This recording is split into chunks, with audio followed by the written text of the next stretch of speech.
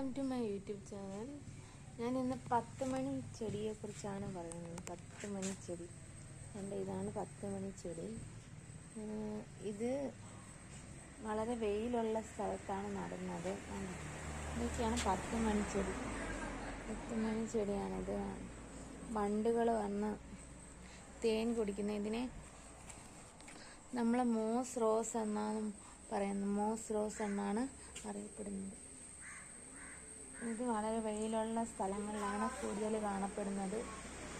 വെയിലുള്ള സ്ഥലത്താണ് ഇതെല്ലാം കാണുന്നത്. ഓറഞ്ച്, വെള്ള എന്നീ നിറങ്ങളിലുള്ള 10 മണി ചെടിയുണ്ട്.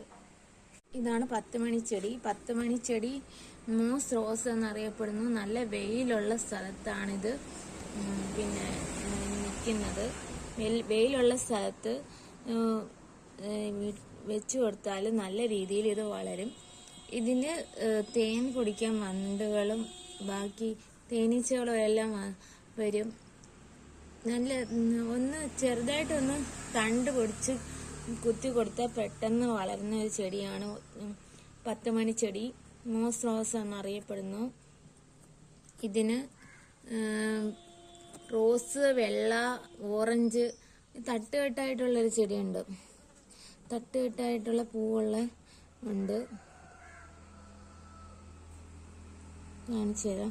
ഇത് കണ്ടോ, ഈ പൂവ് തട്ടായിട്ടാണ് ഈ 10 മണി ചെടി നിൽക്കുന്നത്. ബാക്കിയൊക്കെ അല്ല.